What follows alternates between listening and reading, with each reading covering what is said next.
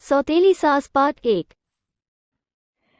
लक्ष्मी का अपने घर में पूरा दबदबा था। हिटलर की तरह वो सारा काम अपने पति और बेटे से करवाती। धीरे धीरे उसके पति की तबीयत खराब रहने लगी। सुनो जी, अब आप बुजुर्ग हो गए हो, काम में भी अब हाथ आपके फुर्ती से नहीं चलते। अरे भाग्यवान, भगवान से डर।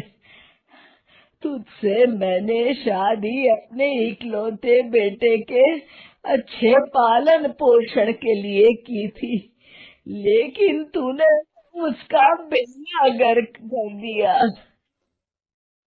मैंने क्या किया? पढ़ाया लिखाया, अब नौकरी नहीं लग रही तो मैं कैसे जिम्मेदार हो गई?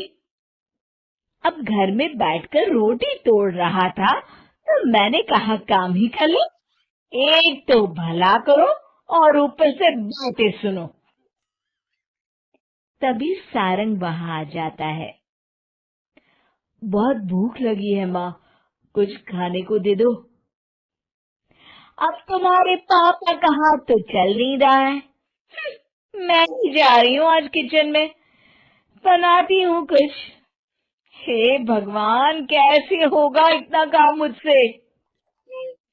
लक्ष्मी किचन में काम कर रही होती है कि तभी अचानक उसे आइडिया आता है।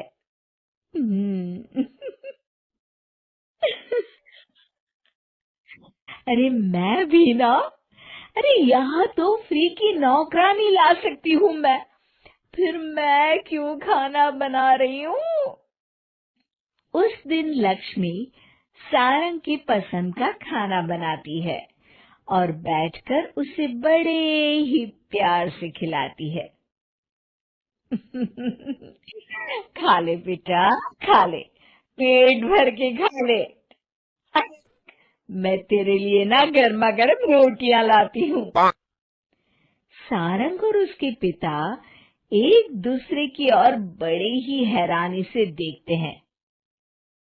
बेटा सारंग, जरूर दाल में कुछ काला है, वरना ये औरत तो हमें बासी खाना भी सुकून से ना खाने दे। सुनील की बात लक्ष्मी सुन लेती है और जोर जोर से चिल्लाने लगती है। अरे भलाई का तो जमाना ही नहीं रहा, एक तो मैं खुद को जला दी तुम लोगों के लिए खाना बना रही हूँ और ऊपर से तुम्हें लग रही है। अरे माँ, पिताजी का ये मतलब नहीं था, तुम बुरा मत मानो। अरे क्यों बेटा, तू कहता है तो मान लेती हूँ। लक्ष्मी सारंग के पास बड़े ही प्यार से बैठ जाती है और फिर कहती है, बेटा मैंने ना तेरी शादी करने की सोच ली है। अब तेरे पिताजी के हाथ भी नहीं चलते, तो सोच रही हूँ तेरे लिए बीवी ले आऊं। अब पता नहीं ना मैं भी कब मर जाऊं। अब ऐसे भाग्य भी कहाँ है हमारे। अरे हाँ हाँ, तुम तो चाहते ही हो कि मैं मर जाऊं, लेकिन मैं अपनी प्यारी बहू का चेहरा देखे बिना नहीं मरूंगी। हाँ माँ, शादी तो मैं कर लूं, लेकिन मैं नौकरी नहीं करता, फिर कोई क्यों देगा मुझे अपनी बेटी। अरे क्यों नहीं देगा बेटी, इतना बड़ा घर खेल खलियान है, किस चीज की कमी है हमारे पास। जो आएगी राज करेगी राज। हम तो ना कर पाए राज, ये बहू की एक और नौकर तुम्हारे पास आ जाएगा। मैं कहती हूँ जाओ, ये खुद के घर का खाना बनाएगी तो क्या नौकरानी हो जाएगी। अब तुमसे तो किचन का काम होता नहीं, तो कोई तो करेगा। ठीक है माँ, तुम जैसा सही समझो बस।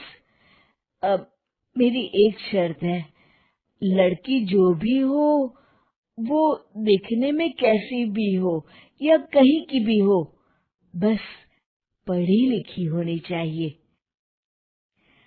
अरे हाँ हाँ, ला देंगे पढ़ी लिखी बेटा।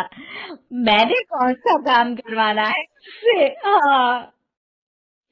और फिर एक दिन पास के गांव की ही रति से सारंग की शादी हो जाती है। रति दिखने में बहुत ही सुंदर थी, साथ ही साथ काफी पढ़ी लिखी थी। रति को लक्ष्मी के सौतेले होने की बात पता नहीं थी। शुरू शुरू में जब रति ने सारंग को घर का काम करते देखा तो हैरान रह गई। अरे, ये तो अच्छी बात है कि आप घर का काम करते हैं, लेकिन मैं तो घर में ही हूं ना। आप क्यों कर रहे हैं जी? जाइए, आप नौकरी के लिए अप्लाई कीजिए ना। तभी लक्ष्मी वहां आ जाती है। अरे रति बहू, करने दे उसे काम। और हाँ, मेरे घर के कुछ नियम है, कायदे हैं। यहाँ बीच में ना ही बोलो तो तुम्हारे लिए अच्छा होगा। रति को लक्ष्मी की बात कुछ अजीब सी लगती है। वो समझ नहीं पाती है कि वो ऐसा व्यवहार क्यों कर रही है, लेकिन उसे लक्ष्मी के सौतेले होने के बारे में कुछ पता नहीं चलता है। फिर एक दिन तो हद ही हो जाती है।